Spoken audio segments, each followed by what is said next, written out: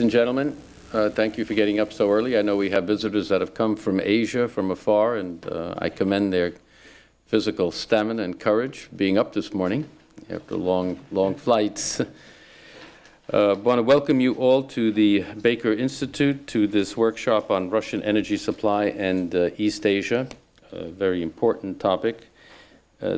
This is part of an ongoing joint venture in energy policy research with the Petroleum Energy Center, PEC.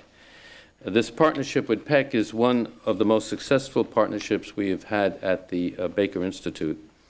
It has, as its input, some really first-class research that we're both very proud of, including last year's study on the Middle East and previous work on natural gas and nuclear energy. And of course, the research is not the only benefit that we show from this collaboration. We also have first-class friendships as well, and it's a pleasure for me to be able to host once again my close friend, Mr. Masahisa Naito.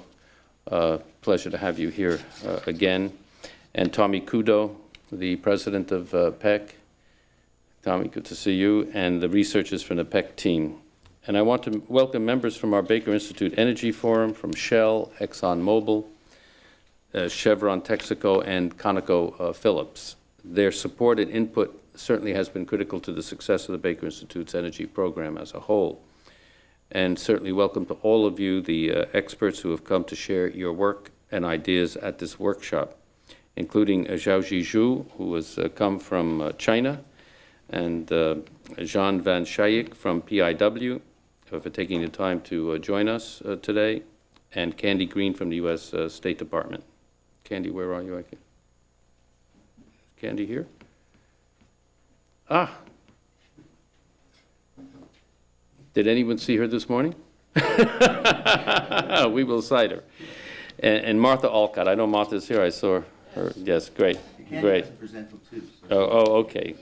Martha Alcott from the from the Carnegie Endowment. We had a very good program in Russia with Martha and the Carnegie Endowment. The Baker Institute emphasizes the importance for policy to link discussion, world of action, to the world of ideas. That is our basic concept, and today's workshop is a prime example of that. We are here today to discuss some of our preliminary academic research on our ongoing program on Russian energy, and to get input and reaction from you, practitioners from industry and government. The workshop is the second stage of our program. It is a follow-up to a high-level executive seminar I just mentioned that we held in Moscow last June. A report from that seminar was in the welcome packets. Of course, I haven't put in that welcome packet that one of our keynote speakers, Mr. Khodorkovsky, seems to have been arrested this morning. The news is that from his plane landed in Siberia, and the Russian federal security officials have detained him and brought him back to Moscow for questioning. So this whole issue of Khodorkovsky and oil and assets is becoming even more complex in Russia. But that's the latest news that I saw on my computer this morning. But he was a very good keynote speaker, let me tell you.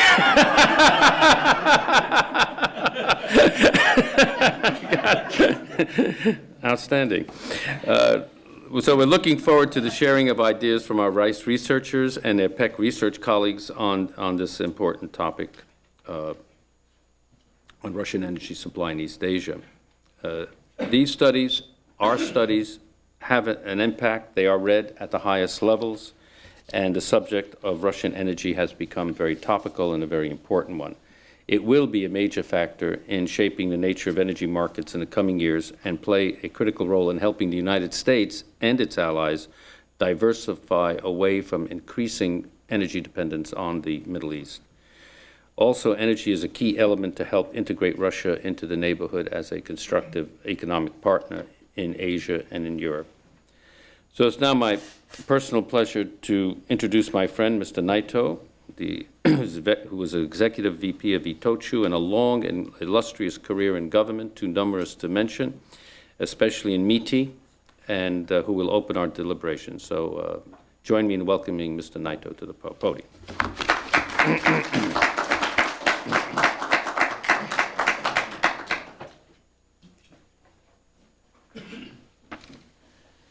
Good morning.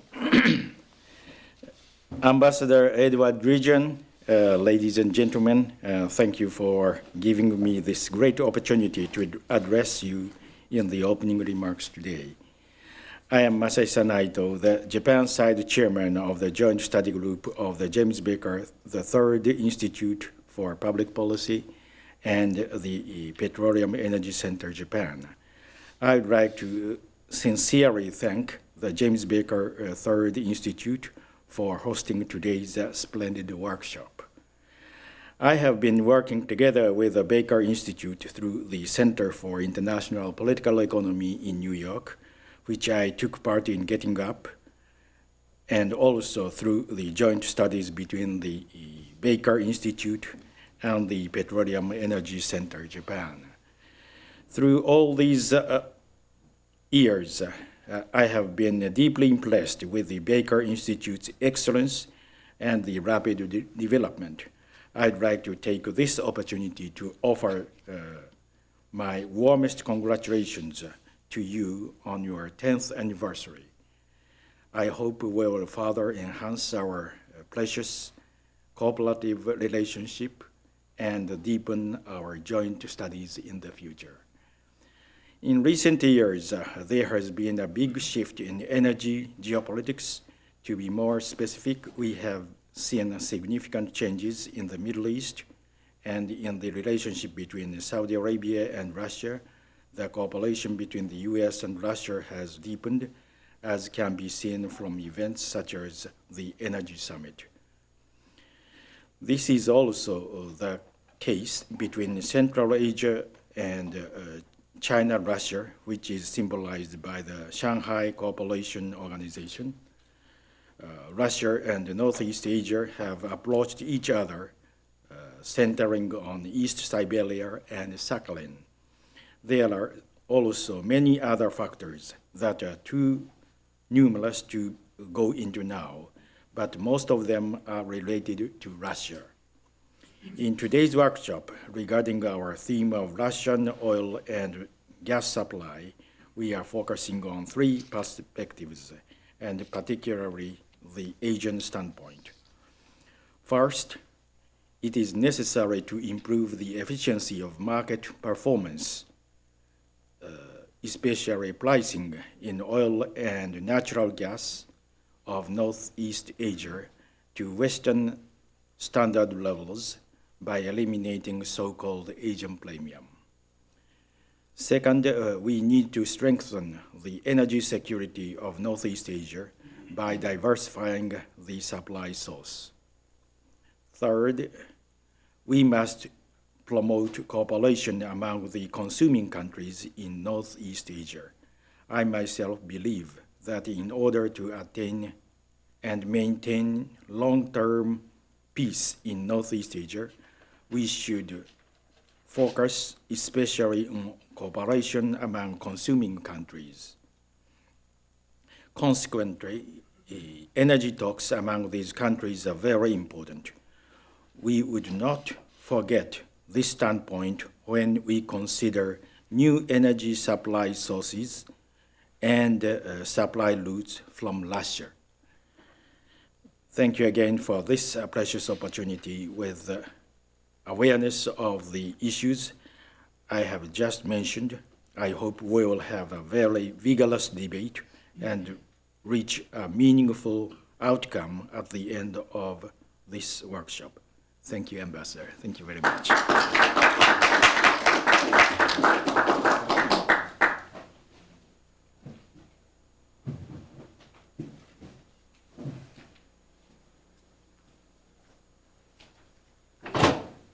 Yes, ma'am.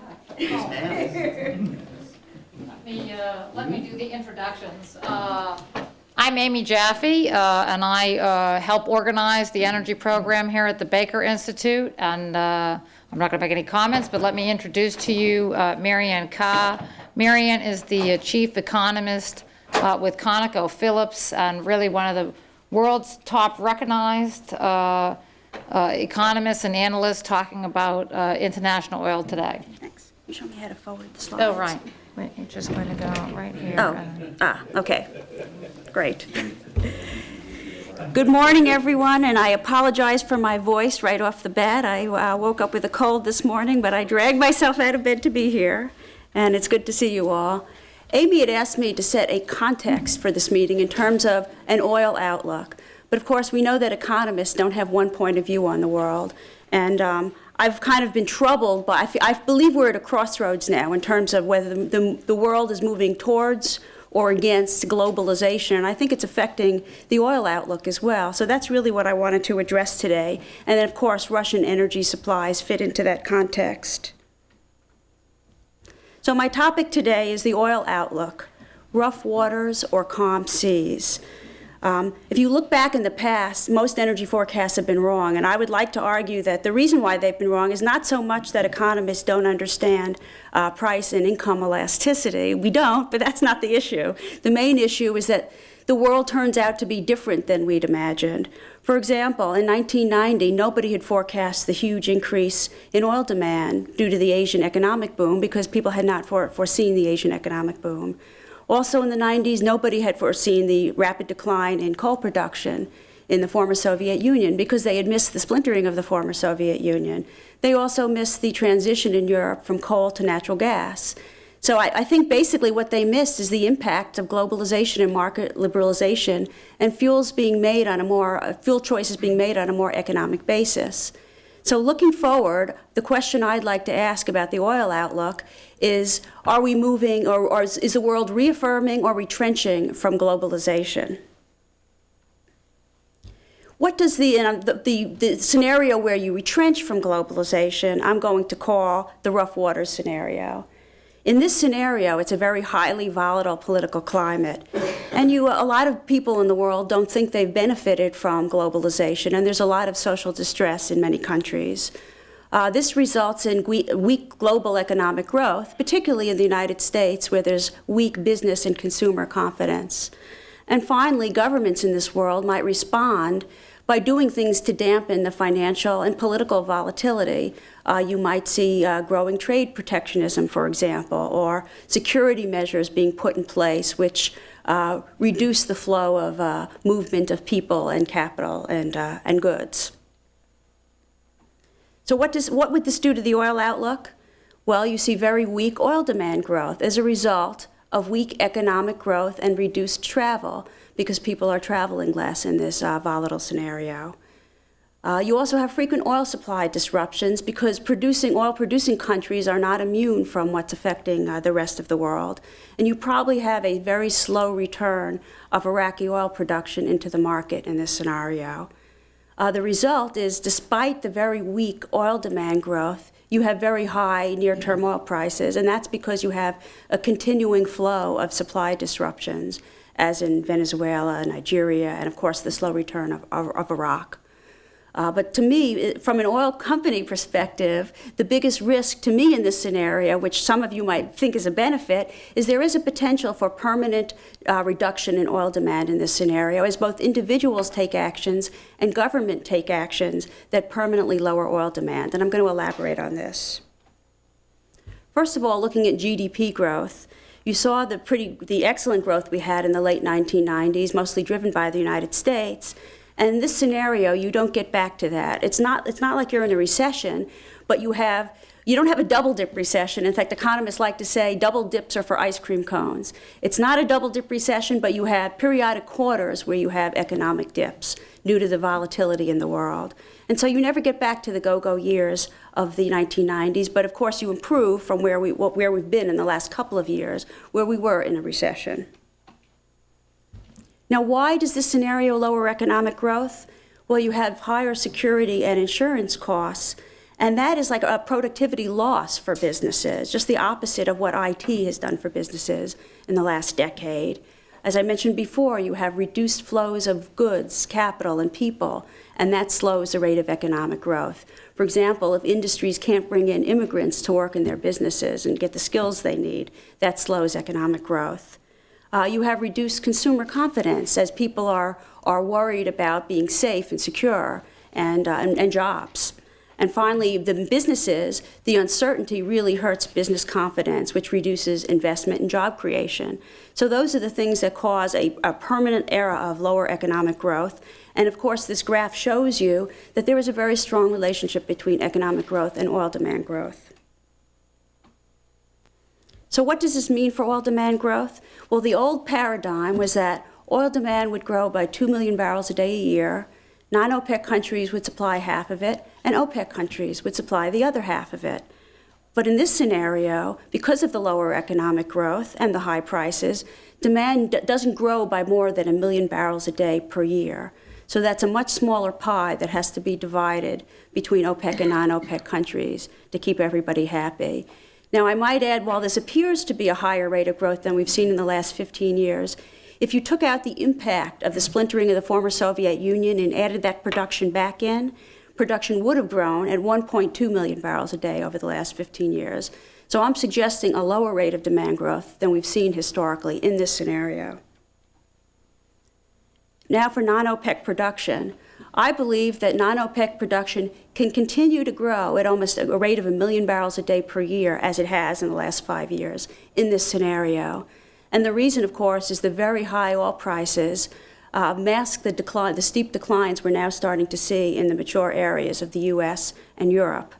Of course, the private oil companies, including the Russian private oil companies, have a lot of money in their pockets in this scenario due to the high near-term oil prices. So there's a lot of investment taking place. So in this scenario, I believe that this rate of growth can be sustained. And I might add that most forecasts you see of non-OPEC supplies, I believe, implicitly assume that we stay in this sort of scenario of high prices and high investment. But you can see that the former Soviet Union has the lion's share of this of supply growth going forward. As for Iraq, in this scenario, as I mentioned before, Iraq production would return very slowly. And in this scenario, I have them coming back to their former pre-war production level by the end of 2005. And of course, there isn't much expansion after that because there's a long period of instability. Looking at the supply-demand balance in sort of the near to medium term through 2005, this is showing you cumulative growth. The left is demand and the right is supply. And you can see that over this time period through 2005, you might expect to see cumulatively 3 million barrels a day of demand growth, and non-OPEC countries virtually take all of it, leaving very, very little for OPEC. It's not quite as dire for OPEC as it appears because Iraq has not gotten back to its pre-war level in this time period. So there is a little bit more for OPEC, but not much. Looking longer term, and here I'm measuring the supply-demand balance in terms of excess capacity, both for the Saudis in yellow and OPEC as a whole in blue. And the blue line is showing you OPEC's market share. In this scenario, OPEC loses market share throughout the entire time period. And it makes sense. We're looking at a period of very low demand growth, caused in part by high prices, and also very high non-OPEC production growth. So OPEC is in a position of continuously losing market share. But as I said before, the biggest risk in this scenario is that individuals and governments take actions that permanently reduce oil demand. And there's a number of drivers out there, and the confluence of them could cause this to happen. For example, in Europe, this is already happening with high taxes due to environmental reasons. In the US, it would more likely happen because of high prices or concerns about supplies and supply diversification, and also reducing demand, so there'll be less dependence on imports. Although I have some issues with that thinking, but I know there are a lot of people who see the world that way. Also, technology plays a role. The fact is, information technology improvement has allowed individuals to substitute electronic mobility for transportation. This can also mean reduced transportation and oil demand in this scenario. To quickly go through this, teleconferencing is one of those things that broadband has allowed to occur. After September 11th, a lot of people in US businesses realized they can meet their needs through teleconferencing and net meeting. So there may be a permanent reduction in business travel. In fact, if you look at US jet fuel demand, you can see that it declined in the 2 years after September 11th, but even this year, it is still in decline mode. And some of that is due to the lower economy as well. Telecommuting is another trend that's been happening in the U.S. without regard to this scenario. But I would argue in this scenario, all of these things get accelerated because people are much more concerned about the quality of their lives and security. And telecommuting is something that allows them to work at home that people would appreciate from that point of view. So again, this is something that gets intensified in that scenario. And here, telecommuting is defined as working at home or in an alternative workplace at least one day a week. So this is not every day. But looked at in this context, over 21% of the American workforce is now telecommuting. Teleshopping, if you don't want to go out to large shopping malls, you can shop from home. I guess I'm part of the American productivity miracle, and I work 14 hours a day, so I teleshop just to save time. But all these things get intensified in this scenario if it were to continue. And finally, governments could take action to reduce fuel intensity. If you look at what the U.S. fleet efficiency is on the yellow line, you can see that there was a big improvement in the 80s and the early 90s, but for the last decade, it's been flat. And of course, the reason, as we all know, is the increase in the SUVs and light trucks as a proportion of the U.S. fleet, and that's shown in the red line. They now compose over 40% of the U.S. transportation fleet. And of course, the U.S. market is important because that's 1/4 of the world's oil demand. So even in the U.S., a country who doesn't like government intervention, last February on the front page of Business Week, a conservative business publication was calling for raising fuel efficiency and standards and phasing in fuel taxes. So these thoughts are lingering out there, and I would believe it would take the sensation of a crisis to last long enough to have legislation passed to increase fuel efficiency standards. Under ordinary circumstances, I think our Detroit auto manufacturers would fight this, and unions would fight this, and they'd win. But in this scenario, there's enough concern about energy security that some of these things might actually happen. Another way of reducing fuel intensity that Europe has discovered is encouraging the switch to diesel cars as opposed to gasoline cars. Diesel cars are 30 to 35% more fuel efficient than a gasoline car. And most every country in Europe has tax incentives to promote the use of diesel. And now you see that gasoline demand is actually declining in Europe. Well, here's the question. Will the U.S. go this same route? I know Ford Motor Company and certain auto manufacturers would like to do this because it's an easy way to meet fuel efficiency standards. But what's new, for the first time this year, I've heard people in the EPA, I've heard people in CARB, the California Air Resources Board, support diesel as a way to reduce fuel intensity. The big issue we have is that right now diesel cars won't meet the U.S. NOx standards, which are very stringent. But if the automakers figure out how to do that, this is something we could potentially see in the U.S. But here's another question. What about China? China doesn't like the increase in imports they continually have to go through. Is there a point at which they will start going to dieselization or hybrid electric vehicles or take steps to lower their fuel intensity? And speaking of hybrid cars, I'm sure most of you have had the chance to drive them. They've been on sale in Japan since like 1996. They've been on sale here for at least 3 or 4 years. The Honda Insight is shown in the upper left. The sales were not very good. It's basically a small 2-seater car. In fact, the most famous person who probably drives this is Gray Davis, the former governor of California, and it clearly didn't help him. But for the first time last year, this technology has moved into a mainstream vehicle, the Honda Civic. But of course, in the US market, you don't make it unless you can put it in an SUV. Well, next year, the hybrid electric Ford Escape comes into the market. And of course, the Lexus RX 300 HEV is right behind that in 2005. So all the auto manufacturers are putting this technology into their larger vehicles. They're also downsizing the size of their large SUVs. So the auto industry is acting as if they expect further fuel efficiency improvements to be coming. And then finally, there's the fuel cell car. Now, I personally am not a big believer in the fuel cell car because of the fact that I think you can get the same efficiency from a diesel hybrid. So why would you go to all the trouble to get a fuel cell car? The cost is 10 times too high right now. There's technical issues with putting hydrogen on board. And you also have all the distribution issues. You have to build a completely new distribution system. So given that you can get the same fuel efficiency from a diesel hybrid, I'm personally not a big believer in a fuel cell car, although I think fuel cells play an important role in the power sector. But I guess my biggest point is there are technologies that exist today that can improve the gasoline internal combustion engine by 35%, that cost less than a diesel engine, which would be an additional $1,200. So why would you go to any of that trouble when you can just improve what you have now? But I guess my main point is none of these things are likely to happen because they all exist today, and people and consumers won't buy them unless there's a push from government fuel efficiency standard increases. And that's what's likely to happen if this scenario were to continue. So to summarize this scenario, I think you have very strong near-term oil prices despite the weak demand growth because you have continued oil supply disruptions. Also, OPEC is losing market share over this entire scenario because you have very weak oil demand and also rising non-OPEC supplies. And then, as I just mentioned, you have the risk in the long term of having a permanent reduction in oil demand. By the way, this is off the record. I don't want to be quoted as an oil company saying oil demand is declining, so in case any media people have wandered in here.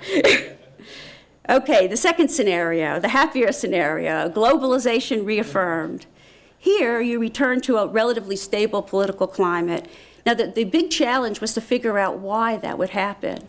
And I believe what would have to happen to make this happen is that governments and financial institutions would have to figure out a way to get the benefits of globalization to be shared more equally and a way to communicate to people what those benefits are, because it is poorly understood today why people should like globalization. You also would have to have a recovery in U.S. economic growth, which would drive a global recovery. Now, that's not a big stretch. I mean, the U.S. economy does appear to be in recovery right now. You've had an unprecedented level of federal stimulus in terms of spending levels and tax cuts in the U.S. But one surprise factor in the recovery could be a second but smaller and more moderate tech boom. Despite the weak economy we've seen in the U.S. this year, about 2 million people have signed up for, households have signed up for broadband, internet broadband. Now, suddenly you have 20 million households in the U.S. with broadband access. This could open up a whole new tech boom as products are designed and created to meet this new market. So that could be a surprise driver. And I believe it would be economic growth that actually drove this scenario, because the expanding pie would actually be able to make everyone happier, sort of the trickle-down theory, or the rising tide lifts all boats, to stick with the nautical theme. Excuse me, let me get a sip of water here. Surprised I lasted this long. Okay, and the other thing is deregulation and open markets are reaffirmed because, as I said before, I believe that governments and financial institutions find a way to better communicate this. Also, I think international institutions need to be revamped to meet today's problems, and that could be a whole other discussion by itself, so I'll just drop it and move on to the oil market. You do have a near-term restoration of oil demand growth in this scenario because you have high economic growth and people are more willing to travel again. You have growing oil supplies because Iraq is coming back very quickly in this scenario. Things stabilize there. But so then you quickly get a return to the historical oil price levels, which would be the low 20s, $20 to $22 a barrel, certainly much lower than the $30 a barrel we've seen in recent months. And longer term, our industry is actually a lot better off because you have much stronger oil demand growth for the long term, because people are traveling and you have higher incomes and higher traveling as people feel more secure. So what does this mean for global economic growth? Well, I do believe in this scenario, you do get back to the economic growth we saw in the late 1990s. But the aha for me is if you look at most economic forecasts that are done in the world that are used to back up oil demand forecasts, they all look like this. So there's an implicit assumption, I think, in most published supply-demand forecasts that we are moving into this scenario. The potential for demand growth in this scenario really is quite high, because if you look at per capita income versus vehicle ownership, and you look at where China and India are, they're practically off the chart on the bottom left. If they can get to the 5,000 per capita income level, which is the level at which you start to see that exponential rise in vehicle ownership, that alone, if China would just get to where Taiwan was, that would add 10 million barrels a day to world oil demand. So demand is potential if you're in a happy scenario where governments aren't trying to reduce consumption. So what would demand growth look like in this scenario? Well, I still think you're only talking about 1.5 million barrels a day per year. The 2 million barrels a day per year that everyone sort of set the paradigm around actually only occurred in 1996 and 1997 during the Asia economic boom. And somehow people had that paradigm set in their heads, but they never really should have looked at the oil market growth in that fashion. So 1.5 million barrels a day, sort of as an average running rate. There'll be years with that weather will make that higher, and unusual circumstances like nuclear power plants being down, you'll see higher demand growth in 1 year. But this is sort of what I perceive as the normal running rate in sort of this healthier atmosphere. And of course, in this scenario, as the world stabilizes faster and Iraq stabilizes, you see a more rapid return in Iraqi production.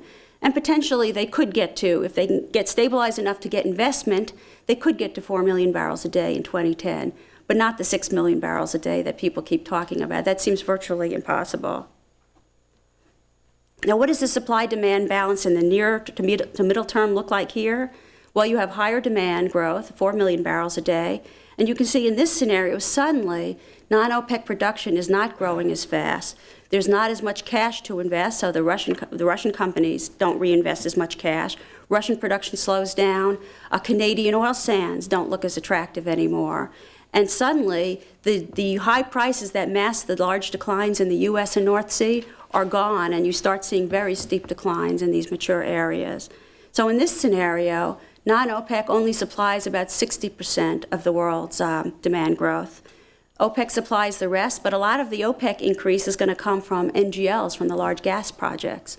So what's left for OPEC and crude is still fairly modest, and in this scenario, Iraq takes it all. So there's going to be a problem in OPEC trying to manage this transition in about the 2005-06 time period.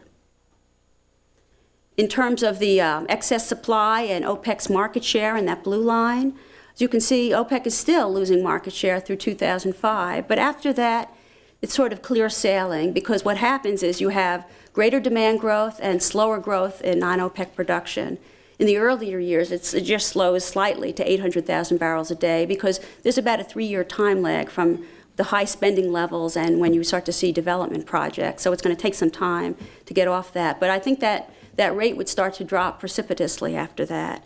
So I think OPEC, after 2005, OPEC gains market share. So to summarize this scenario, you have a much lower oil price outlook in the near to medium term, because OPEC struggles with the rapid return of Iraqi production. Demand is more solid in the long term, although it never returns to that mythical 2 million barrel a day year rate that some people have in their heads.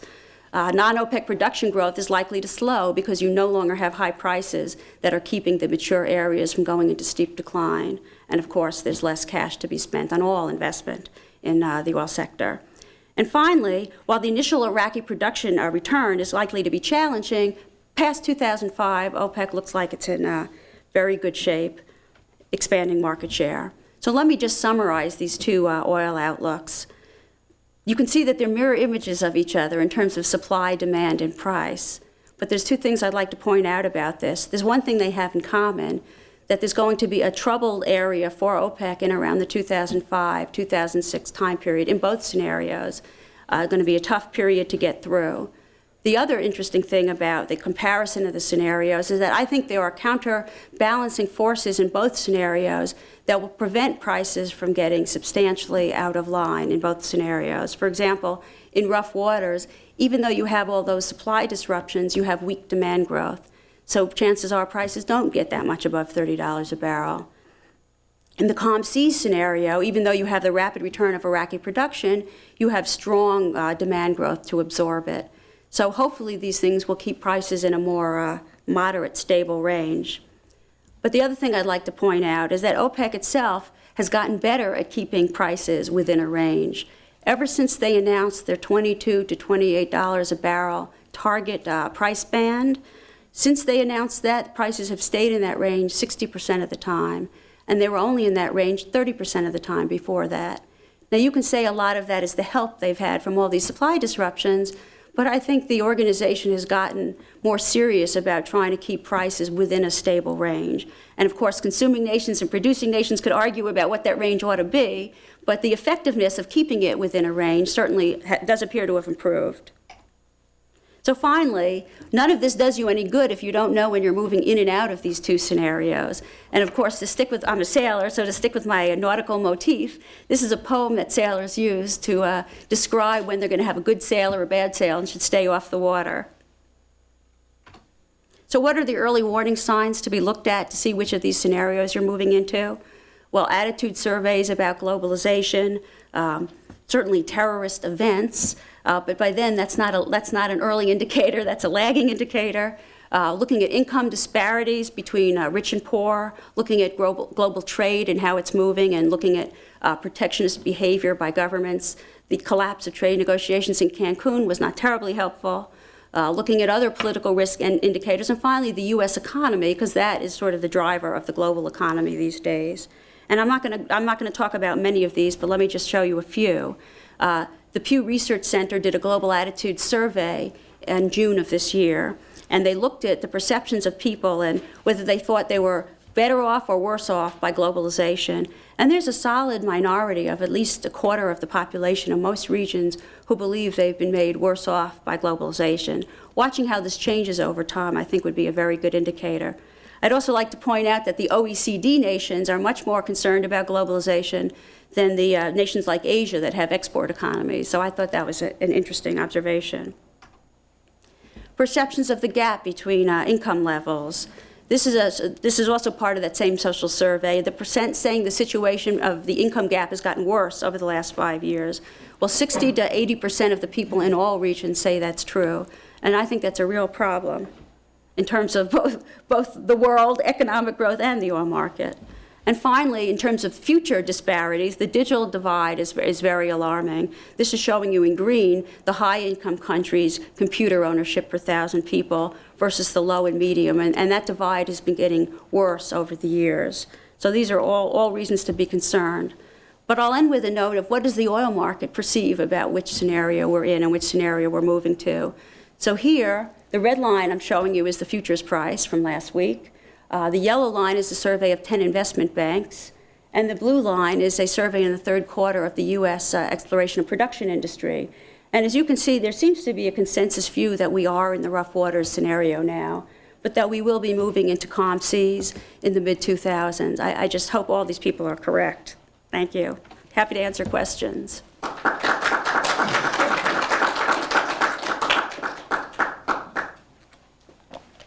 Yes, sir. In your calm sea scenario, you talk about the decline in non-OPEC growth compared to OPEC. Well, it's a slower growth rate. So 60-40. Right.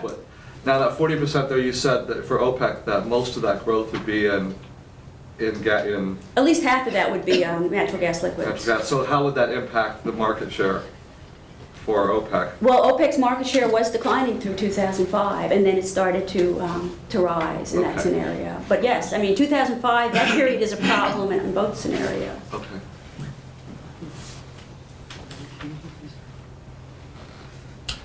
Yes.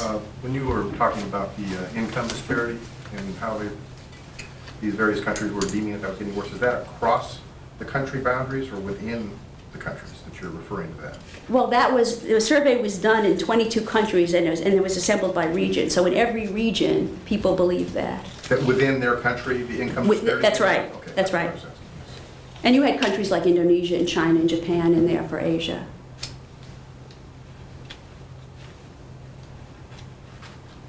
Okay. All right, thank you. I apologize for slipping out, but I should be home in bed at everything he said. Thank you. Okay, we are going to begin session one, which is looking at the pricing impacts of Russian oil and gas exports to Asia. And our first speaker is John Van Schaik, who has been working at PIW, Petroleum Intelligence Weekly, looking at market issues, and he is going to give us a little bit of a historical background on the Asian price premium. John? How do I flip the slides forward? Oh, it's right here. So that's forward. All right. Okay. Good morning. Long one. Hold on. I need to,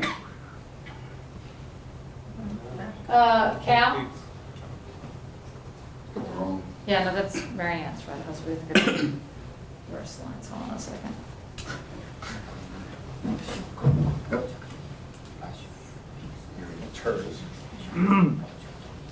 It's actually working remotely. Yeah. Oh, there we are. Okay, All right. there we go. Good morning, pleasure to be here. Jonathan Shake, I am. I want to run you this morning through selling Asian crude to Asia. Three aspects: the mechanics of it, how is it being sold, the Asian premium, and the future of the Asian premium as well. So not only looking back, but also looking a bit forward. I want to take Saudi Arabia, Saudi Aramco, as the example of how to sell Middle East crude, since it's the largest producer, and so many countries take the cue from what the Saudis do. You're all familiar with this, just the basics again. All the sales are on a term contract basis. There's no spot market. You're not supposed to sell on your crude. That's one way for the Saudis to control the market, to make sure that the oil doesn't become fungible. There's destination pricing for the US, Europe, and Asia.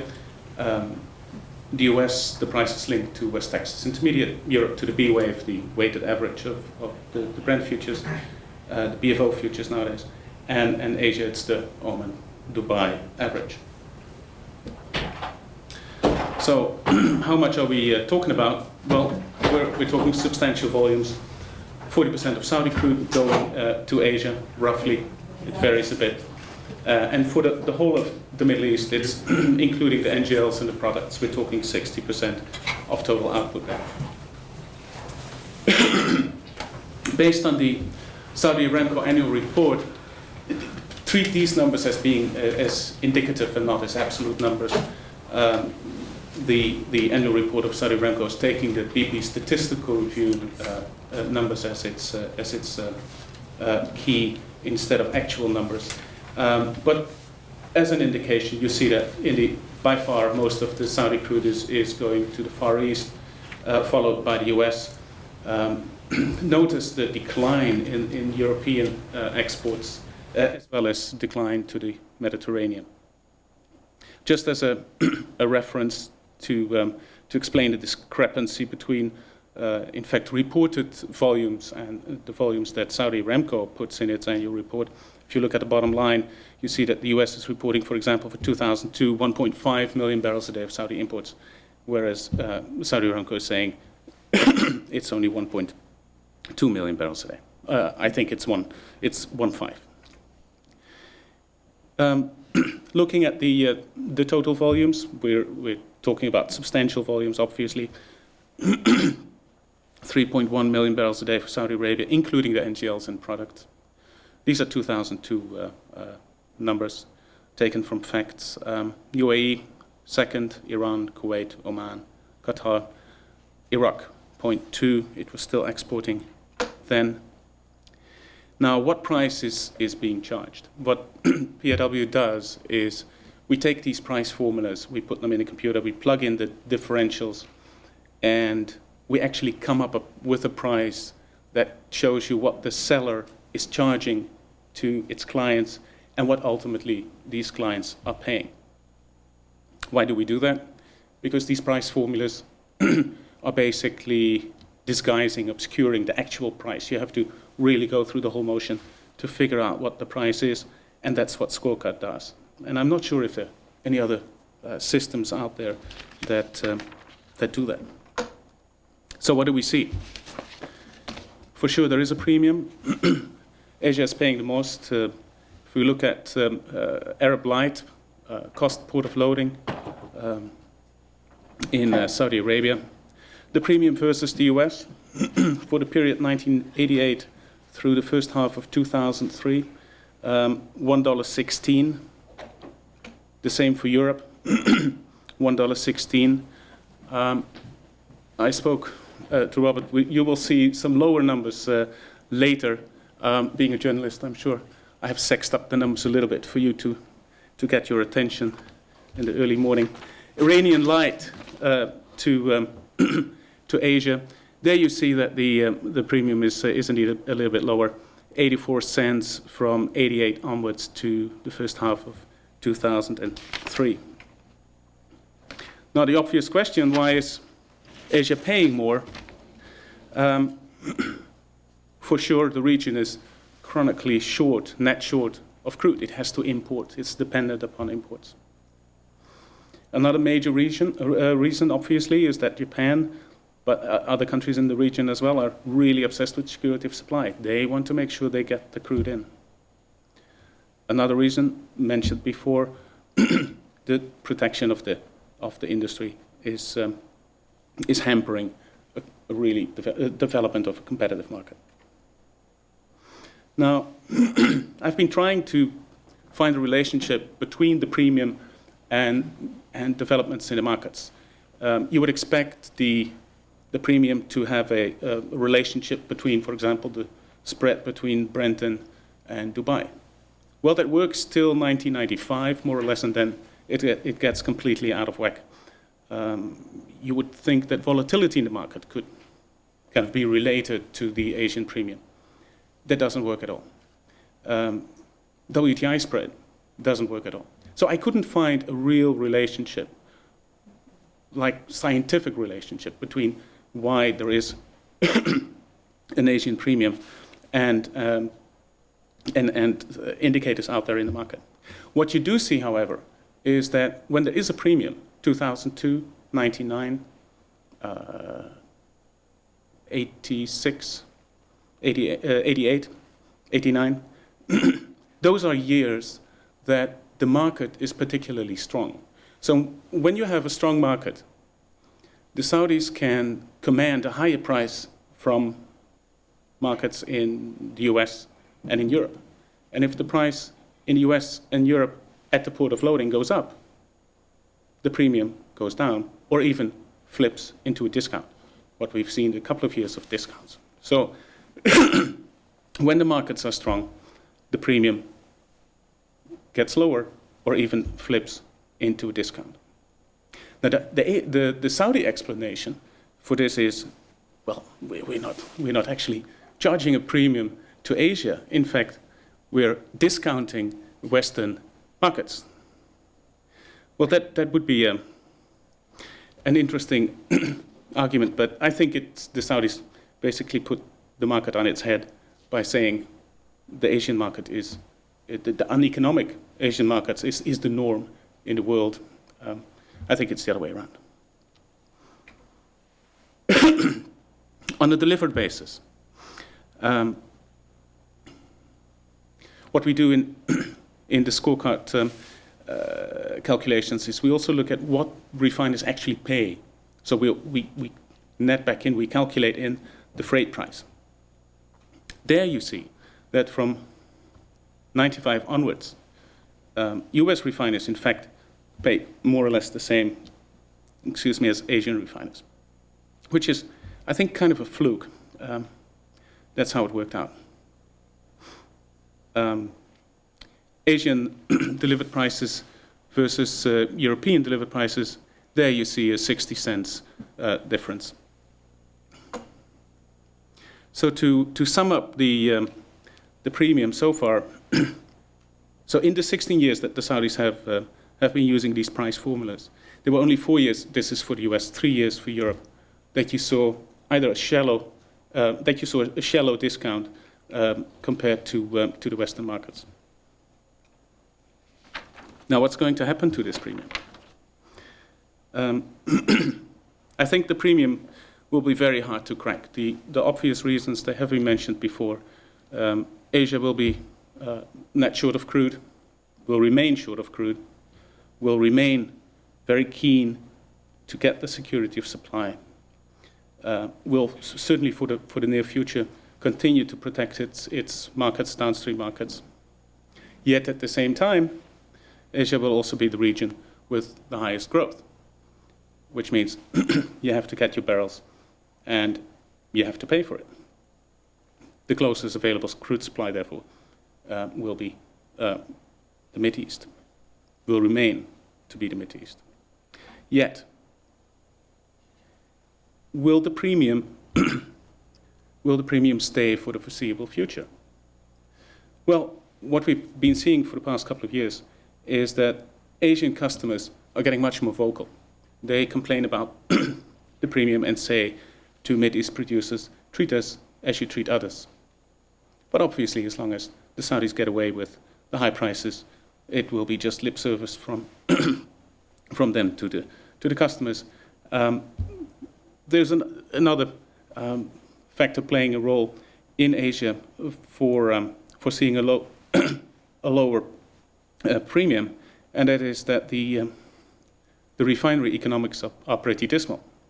If you want to better your margins, you would have to make sure that you get crude at a lower price. So that increases the pressure for you to supply crude at a lower price. If you, excuse me, I think the flu is getting to me as well here. If you see,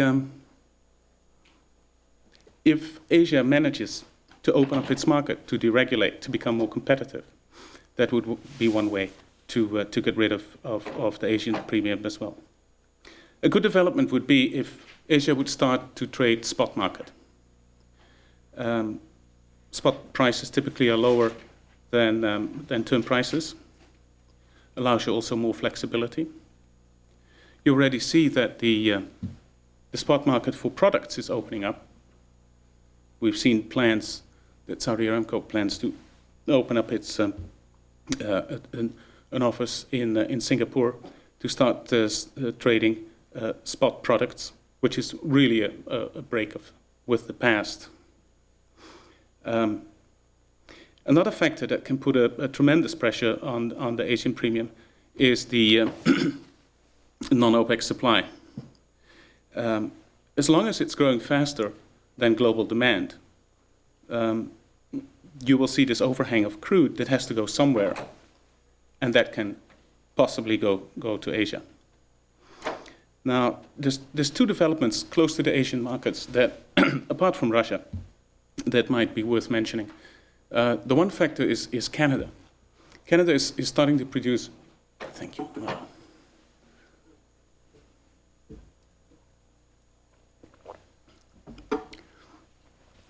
Canada is starting to produce more and more tar sands, and it's trying to push that down into the into the U.S. market. But it's also looking at possibilities to export these tar sands to Asia. Depends a bit on volumes, but the Canadians are certainly pretty serious about it. Suncor, for example, has already been talking to Asian clients to see whether they're willing to set up joint ventures to take some of the tar sands. And another development to look at is Kazakhstan. Just recently, at a conference in Almaty, the Kazakhs announced that they have plans to build a pipeline to China, starting 2004, done 2006, 400,000 barrels a day initially, up to 1 million barrels a day, and investments of about $800 million. Well, it's Kazakhstan, might take a bit of time, but the idea is out.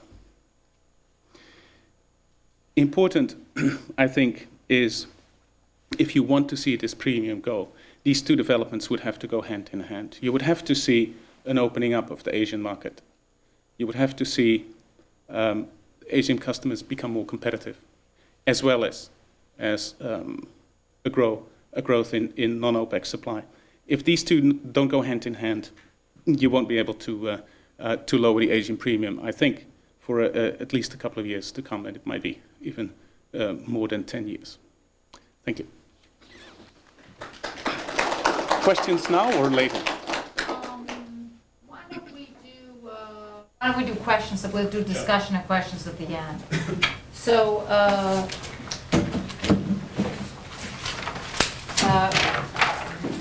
now I'm going to introduce Dr. Ugawa was very well known, one of the very well-respected international economists on energy economics, and Director and General Manager of the Second Department of Research at IEEJ.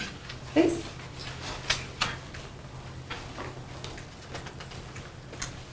Okay, thank you very much, Amy-san. Good morning, ladies and gentlemen. First, I would like to make sincere thanks to members of Baker Institute to give me a chance to make a presentation in this workshop. Today, in the presentation, I would like to talk the issue on Asian premium of energy and the role of oil and gas supply from Russia on this issue. No.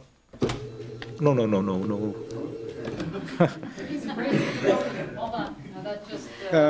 Just here. Here you go. Yeah, okay. so here, no, Okay. yeah, okay. Okay, I understand. Okay. The 4 items shown in this slide summarize the points that I will discuss in the presentation. Today, because my presentation time limited to about 15 minutes, I would like to omit to talk these topics in detail here. As a first topic of my presentation, I would like to talk about the Asian premium of energy, their impact and countermeasures to Asian premium. Formula prices of Arabian light crude for Asia have been higher than those for Europe or US by $1 to $1.5 per barrel over 10 years from 1992, as shown in this slide. This premium is not a temporary one and should be taken up as an important problem as it has an adverse impact on the economic competitiveness of the Asian countries involved. Asian premium is not limited to oil, but also exposed on whole energies. For example, LNG prices for Asia also remained higher than those for Europe, average $5.7 barrel oil equivalent since 1992. And LPG contract price showed ups and downs like the emergency time since 1995. One-way price is required to Asia in LPG case. These higher crude prices for Asia means an additional income transfer totaling $5 to $10 billion from consumer to producers. Furthermore, judging from netback value of Arabian light in Singapore, Arabian light for Asia has experienced such a higher price that the refining margin became negative to around minus $1 per barrel since 1999. Production of Dubai was more than 420,000 barrels per day in 1987, but began decreasing in the 1990s to drop to the current level of merely 150,000 barrels per day. Dubai price formation has completely lost market reliability as an Asian marker. We have two viewpoints on crude price level in Asia. One is a competitive level with alternative crudes for Asia. Another is a level where FOB prices at delivery point in Middle East are consistent among consuming areas such as Asia, Europe, and US. I think Asian consumers should prepare preventive measures for one-way pricings and make an effort to reduce premium. Roughly speaking, we have two short-term measures for reducing Asian premiums, as shown in this slide. One is procurement expansion of alternative crudes from areas besides Middle East. Another is change of pricing for Asia, such as change of marker crude. Because of various reasons shown in this slide, these options are not always effective measures for reducing Asian premium in the short term. In order to reduce Asian premium, Asia should challenge three middle and long-term subjects, also as shown in this slide. The first is to develop oil product markets in Northeast Asia. The second is to develop alternative crudes except Middle East crudes. And the third is to reinforce flexibility in consumer areas. Moreover, I think Asian consumers need to make an effort for reducing Asian premium in the mid or long term. Now, I would like to move to my second topics on the role of Siberian crude oil exports to Asia Pacific. Siberian crude oils are classified into Middle East light crude oil, such as Arabian extra light and Marban, as shown in this slide. Middle East light crude oil is the largest portion processed in Japan. The sulfur content of Siberian crude oil is somewhat lower than the Middle East crude, but we cannot position it into the same category as Asian extra low sulfur crude oils. Judging from the average quality of West and East Siberian crude oils, the export blend of Siberian crude oil from Nahotoka is positioned at the Middle East light category. In Japan, 29 refineries are scattered in the Pacific coast side, as shown in this slide, and the largest portion of crude oil processed in all refinery is Middle East light crude. Thus, all refinery in Japan can process Siberian crude oil without any troubles. From Nahotoka to each refinery in Japan, the tanker voyage days are just 2 to 4 days. We can expect two types of oil tanker size for transporting Siberian crude oil to Japan. One is 100,000 ton class tanker, and the other is 200 to 250,000 ton class VLCC tanker. The existing loading facility in Nahotoka can accept 40 to 50,000 ton class small tanker regularly, but the amount of tanker bottoms in this class is quite limited. Thus, the construction of new loading facility will be required for Siberian crude oil export. I heard Russia is now planning to construct a new loading facility which can accept VLCC tankers. By checking the FOB price of Middle East light crude oils, such as Arabian extra light and Marban, and the difference of transport cost between Middle East to Japan and Nahotoka to Japan, we can estimate the competitive price level of Siberian crude oil to Japan. The estimated marginal price level of Siberian crude oil at Nahotoka is the FOB price of Arabian extra light or Marban plus 20 to 30 cents per barrel as an adjustment factor. If delivered from Nahotoka at the same level as the FOB price of Middle East light crude oils, Siberian crude oil is sufficiently competitive in the Japanese market. Now, I would like to discuss other export possibility of Siberian crude oil to Asia Pacific regions.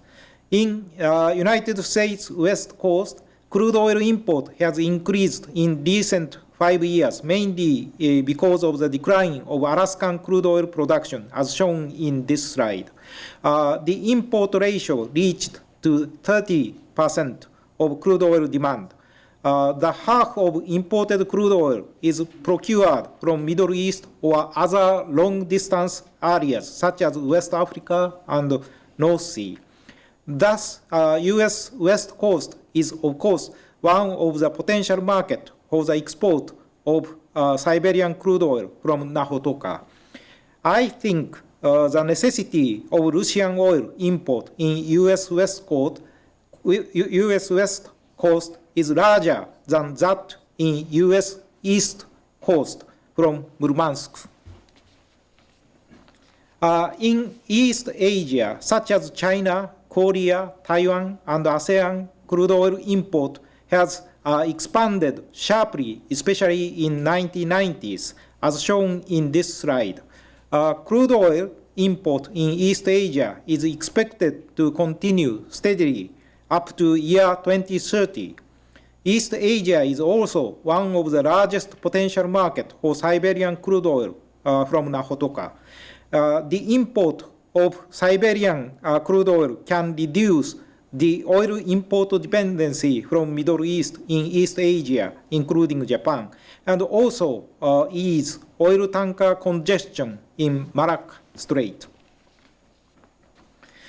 As shown in this slide, crude oil import in China is increasing mainly in the southern coastal area. The import ratio of southern coastal area is more than 80%. I think the delivery of Siberian crude oil from Nahotoka is reasonable and necessary for the supply of Siberian crude oil to the southern coastal area of China. I think both function, crude oil pipeline to Dakin and crude oil export from Nahotoka, are necessary and important for the procurement of Siberian crude oil by China. I would like to summarize about the export possibility of Siberian crude oil to Asia Pacific here. Siberian crude oil is classified into the Middle East light crude category, and if delivered from Nahotoka at the same price level as the FOB price of Arabian extra light or Marban, Siberian crude oil can compete in the Japanese market. The export of Siberian crude oil from Nahotoka also has a large potential market in East Asia, such as China, Korea, Taiwan, and ASEAN, and in US West Coast. The supply from Nahotoka is reasonable for the procurement in the southern coastal area of China. Siberian crude oil can play a quite important role in the supply of crude oil to the Asia-Pacific region. I think all parties concerned, including Russia, US, China, and Japan, should cooperate for the development of Siberian crude oil export to Asia-Pacific, including US West Coast. Now, I would like to move to third topics on Asian, if anything, Japanese premium of LNG and recent movements.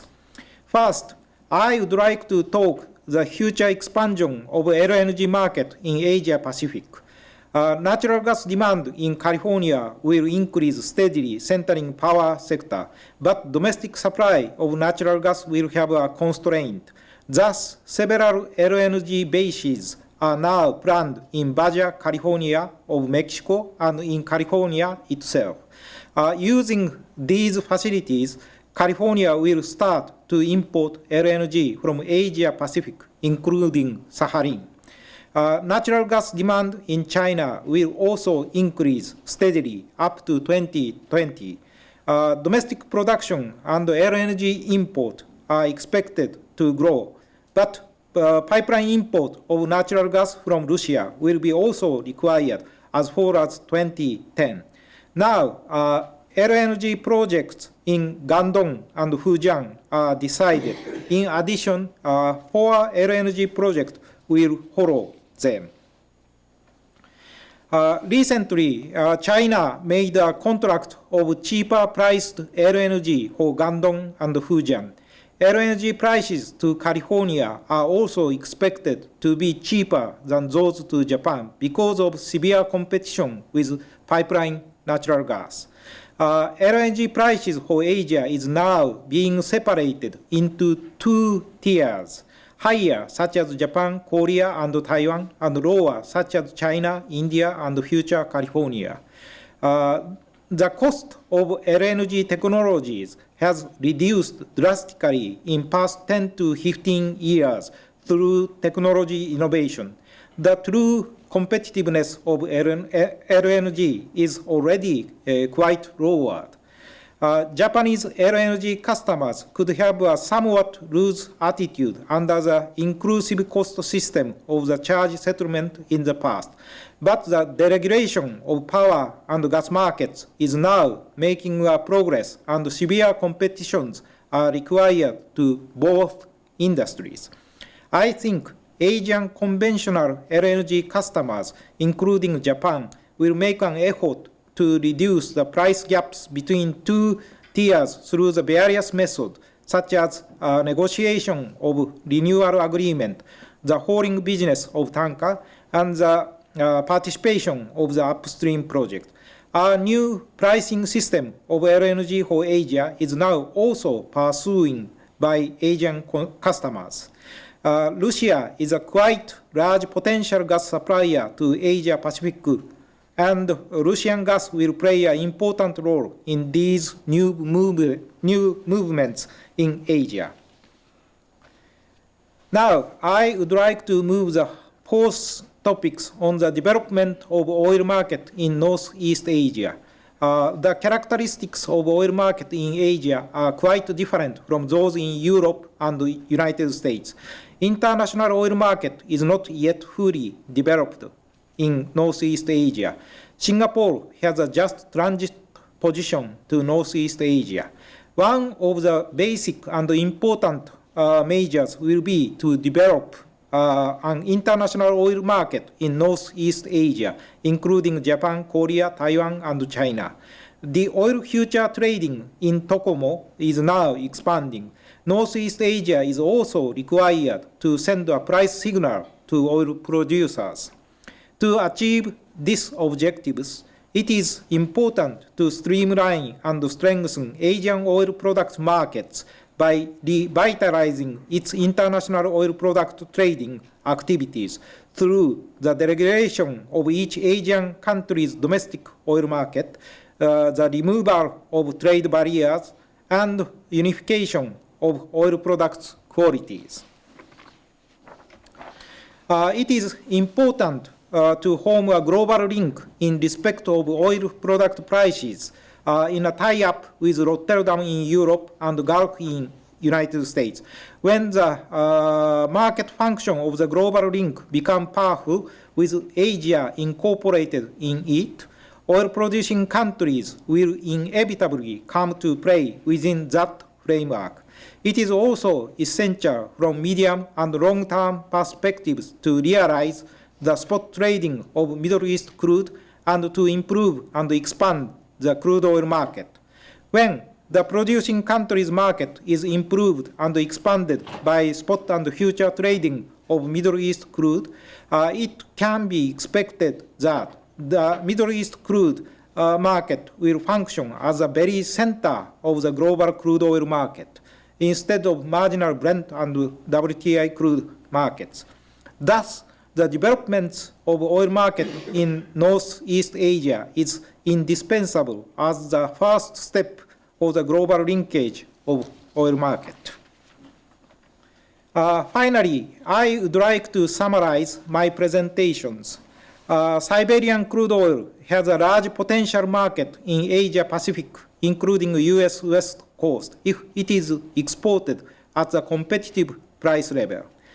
Siberian oil will be a good marker of crude oil pricing for Asia if it is traded from Nahotoka at a spot basis.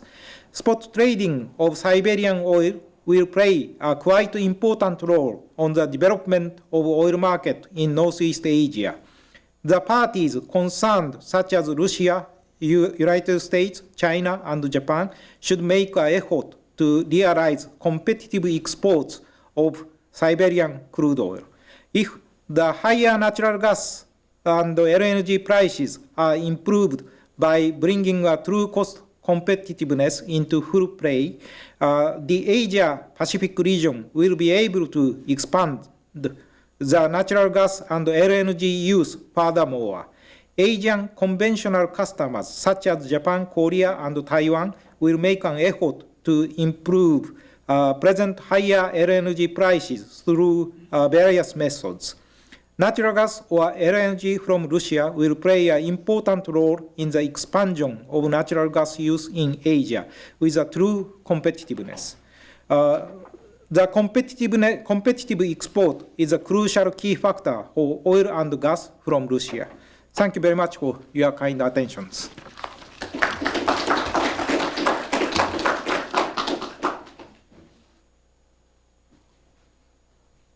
Okay, Okay, our next presenter is Professor Saligo from Rice University, Department of Economics, and winner of the 2001 Best Paper Prize from the International Association for Energy Economics, together with Ken Metlock, who's up there in the back row. That's what we want to do now.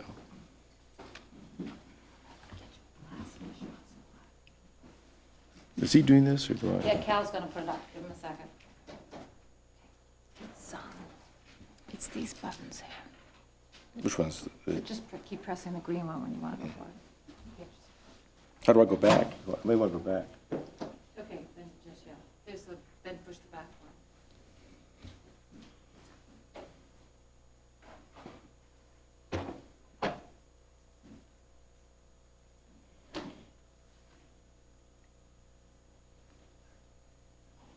Go on.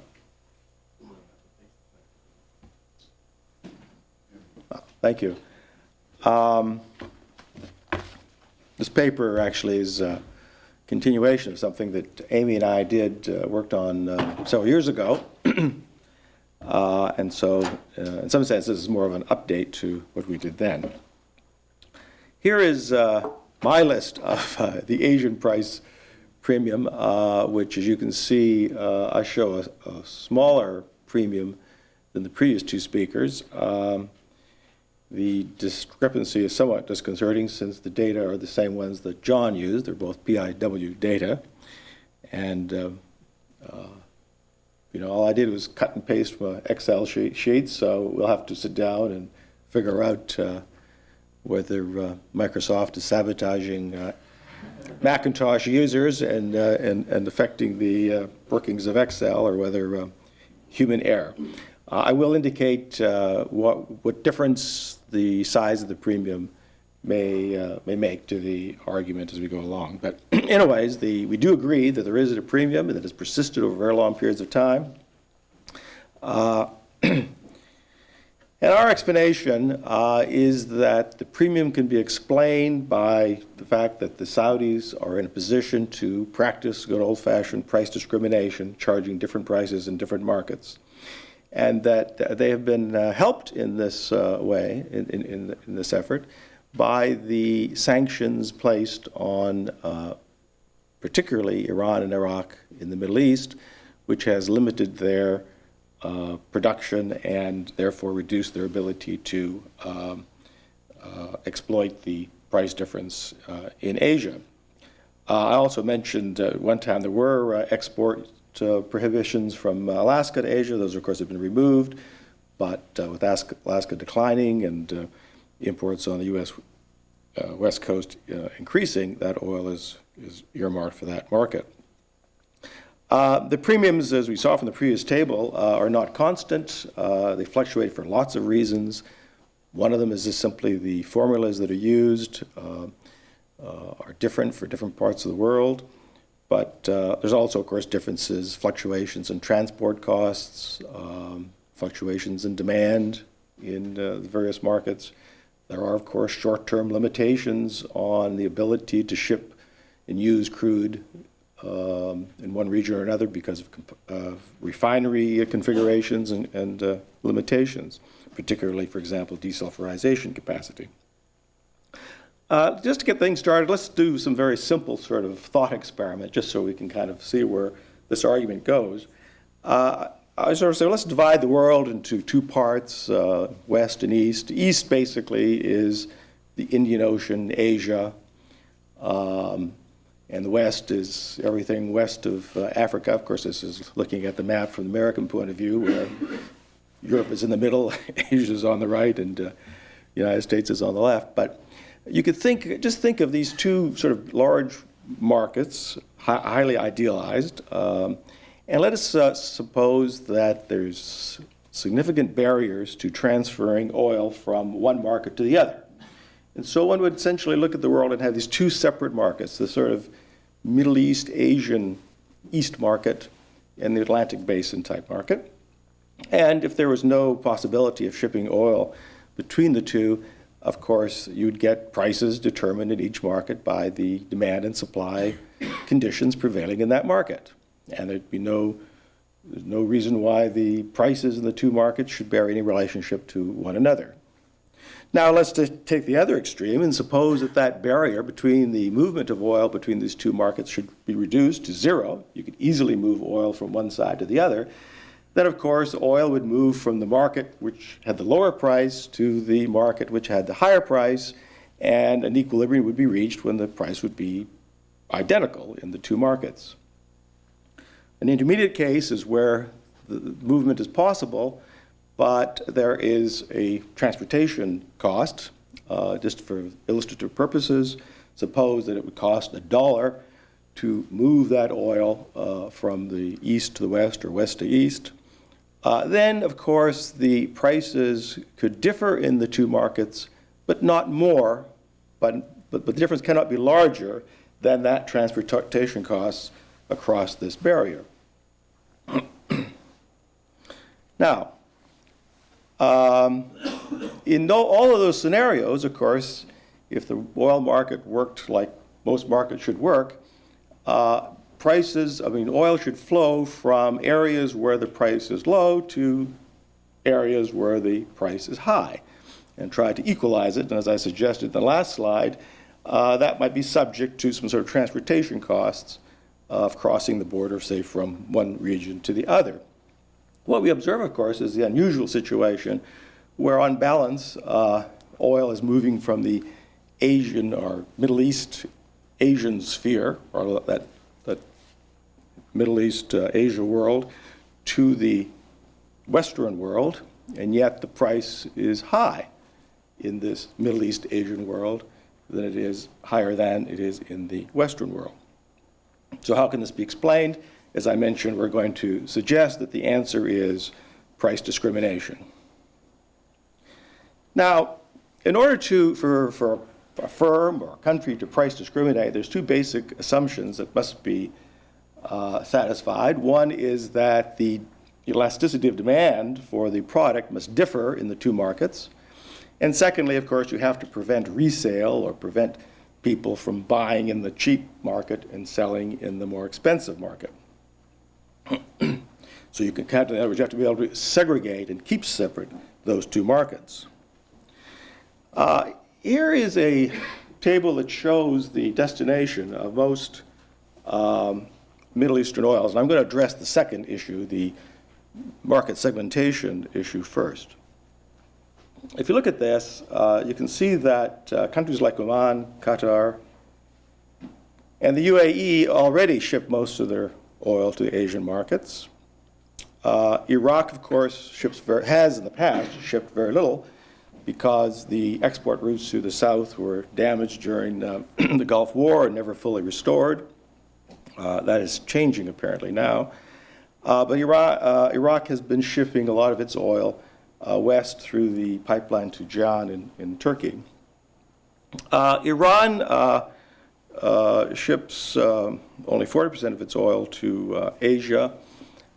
Some of that is the result of U.S. embargoes or sanctions which limit the ability of U.S.-owned refineries from processing Iranian crude. Kuwait ships about 57% to Asia. Kuwait is the owner of a large number of refineries in Europe and seems to want to supply those from its own sources, although that's an interesting question about why they don't substitute other crudes for their own and exploit the Asian market more fully. And there may be good reasons having to do, again, with refinery configurations or whatnot that we can look at. Saudi Arabia ships 41% of its oil to Asia. The argument we want to make here is that most of these other countries are pretty well lack the flexibility of shifting their shipments or exports of oil between the two markets.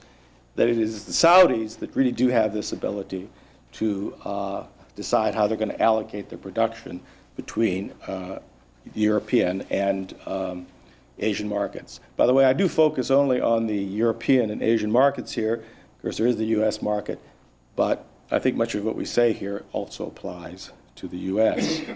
Well, I'm really repeating here what I've already said, namely that the ability of other countries in the Middle East to exploit the differential is limited by the fact that they're already shipping all they can to Asia, or there may be other constraints why they have not been able to reallocate exports from Europe or U.S. to Asia. In addition, as was mentioned by John, the Saudis have these unique contracts with the companies that transport their oil. Namely, they charge the companies that carry on this trade for them a price based on the destination of the cargo. And so, for example, Exxon can't take a cargo out of Saudi Arabia and say it's destined for Europe and then sneak it over to Asia, but they can sell it for more money. That's forbidden. And clearly, since there are long-term relationships between these companies and Aramco, they're not about to sort of cheat on the short term here and do that.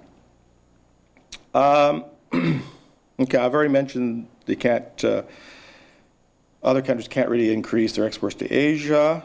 So the really alternative then is for oil to come from West Africa, around the southern part of West Africa.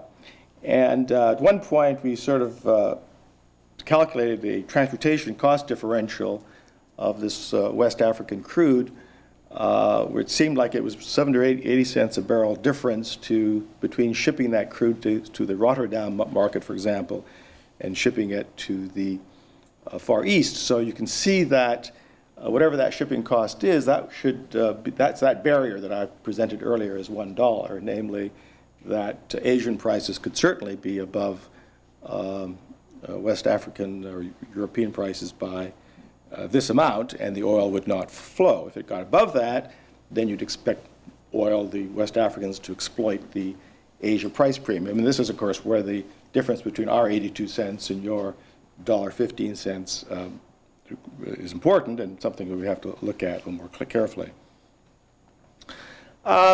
This is just a standard equation explaining or allowing us to calculate the elasticity of demand for Saudi oil in the two markets. Okay, because remember, the conditions for price discrimination are twofold. One, we have to prevent resale or arbitrage. We have to prevent oil from being moved from the place where it's cheap to the place where it's expensive. And the other requirement is that the elasticity of demand for the Saudi monopolists' oil has to differ in the two markets. This formula just simply says that the elasticity of demand for Saudi oil in Europe, that's the SE, is a function of the Saudi share. Okay, it's the inverse of Saudi share. The output of QE as being the total oil consumed in Europe divided by the Saudi oil consumed in Europe, times the overall elasticity of demand for oil in Europe, plus, again, this ratio of other oil, non-Saudi oil consumed in Europe divided by Saudi oil consumed in Europe, times the elasticity of supply from non-Saudi sources. So, in other words, basically what it says is the larger the share of the market that the Saudis have, the more market power they have, and the less likely other producers are to exploit price changes, the less responsive non-Saudi suppliers are to price changes. Again, the greater will be the market power that the Saudis have in that market.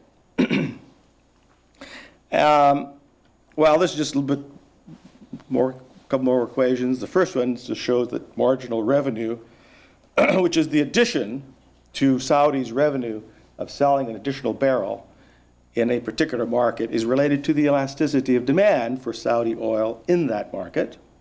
Okay, so in other words, the Saudis don't say, well, gee whiz, we can get more per barrel in Asia than we can in Europe. because they realized that if they were to sell more in Asia, they would drive the price down relative to Europe, and they would then get lower revenue not only on those additional barrels, but they'd have to lower the price on all the barrels they sold to Asia. So we want to look at the marginal revenue, not the average revenue, of selling oil in each market. And based on that, then we can compute the price ratio, price for the Far East divided by the price in Europe. Recent shares of Saudi oil in Europe and Asia are 8 and 15%. I just picked some numbers for the elasticity of demand for oil. I assumed it was the same in both Asia and Europe. 1.0 seems to be a number that appears in the literature. Sometimes people say it's a little bit less than that. And I threw in the elasticity of non-Saudi oil supply at 0.5, assuming it was again the same in both markets. It may not be. But anyways, throwing those numbers in, it was kind of interesting. It was purely accidental. It turns out that the revenue maximizing price difference between Europe and Asia was 4.9%, which was close to the 4.8% that my earlier figures showed.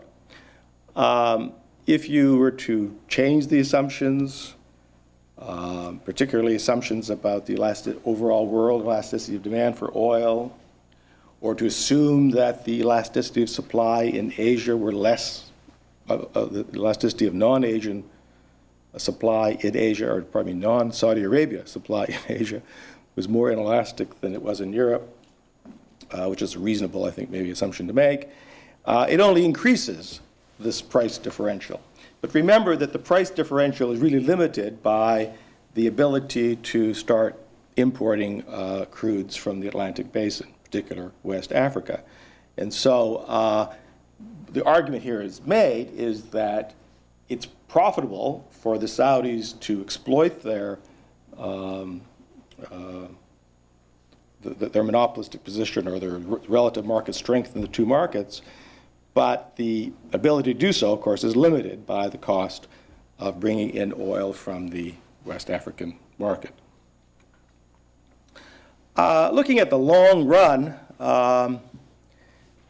it's hard to believe that this is going to change very much. These are, of course, IEA projections of demand in various regions minus supplies in various regions, and so it computes the net imports that are implicit in the IEA numbers. And you can see here that Asia is going to have the largest deficit.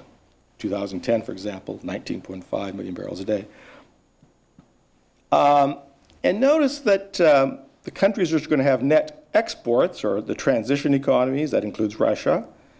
7 point, maybe, this is changes, by the way, over the year. No, these are not changes. These are total flows. These are total flows. Russia and the other transition economies, which presumably are Caspian countries, 7.3 million. Middle East, 23.1, and other, that's Africa, Latin America, 11.0.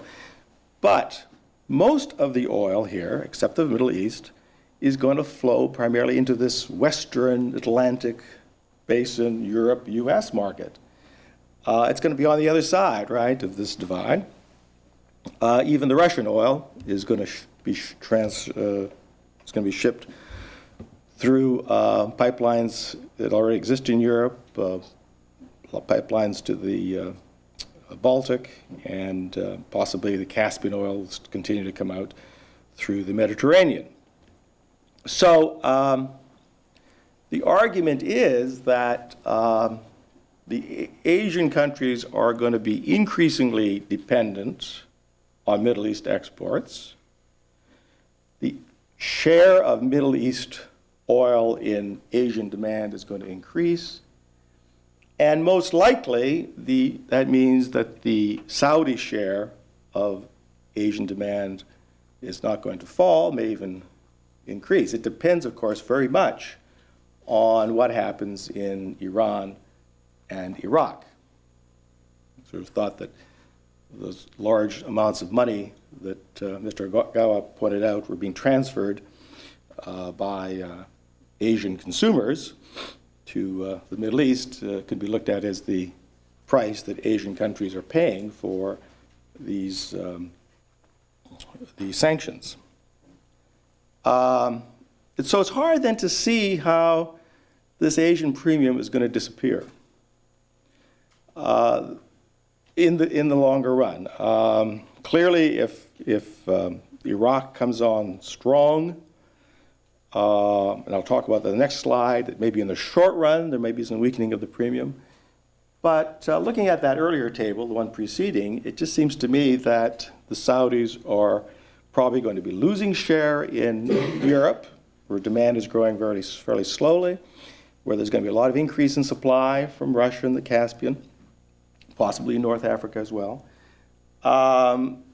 So if anything, the Saudi share is going to be lower in Asia, and it's going to either stay the same or grow in Europe and grow in Asia, which of course, looking back at those equations about the determinants of the elasticity of demand in the two markets, we see that that will increase the ability of the Saudis to price discriminate. So from over the long run, it's hard to be very optimistic that the premium will diminish, although Mr. Ogawa mentions an interesting possibility, and that is that aside from the Canadian exports maybe, the one about the product markets, but I think that will not change. I hadn't really thought about product markets, but I don't think that's going to change because that's ultimately based on crude. So I think the argument applies to product markets as well.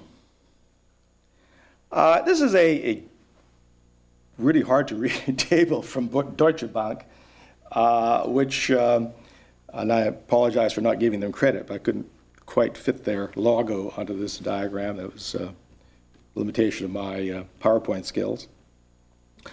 The argument that Deutsche Bank is making is one that was similarly made by Mariana this morning, namely that in the short run, we may actually see a glut of oil. The first column there looks at the growth in demand between 2002 and 2005. The second column looks at the growth in non-OPEC supply in the same period, so this next 3-year period. And you'll see that Russia, Caspian are large chunks of that. The other here would presumably be North Africa and West Africa, some NGLs, and possibly Iraq. The third column there shows a sort of a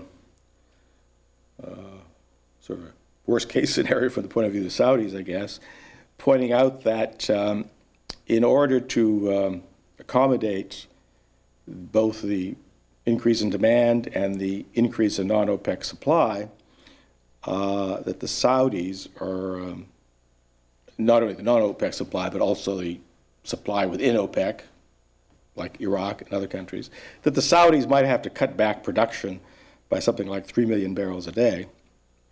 If you're less sanguine about the near-term prospects of Iraq, and certainly that's the impression we got from Mariana's talk this morning, then the cutback in production by the Saudis is somewhat more modest. That's that hatched green area on the last two columns. But in any case, it seems to be that there may be some softening of oil prices in the near term. Is that going to affect the price premium? Well, I think it very much depends on Iraq, and given the case 2 there scenario where Iraqi production is not going to increase by very much, I'm inclined to say the answer is no, that there may be a glut of oil and all prices may fall, but the differential is, you have to think of this as sort of 2 stages. One is what determines the overall prices, and then what determines the differential. And as I said before, the differential is very much a function of those different demand elasticities, which have to do with shares, in large part, and the ability to prevent resale. And I don't see that changing. The only light here is if Iraq were to come back or very quickly, then that differential could be eroded in the near term, and that's basically what my conclusion is. So, thank you.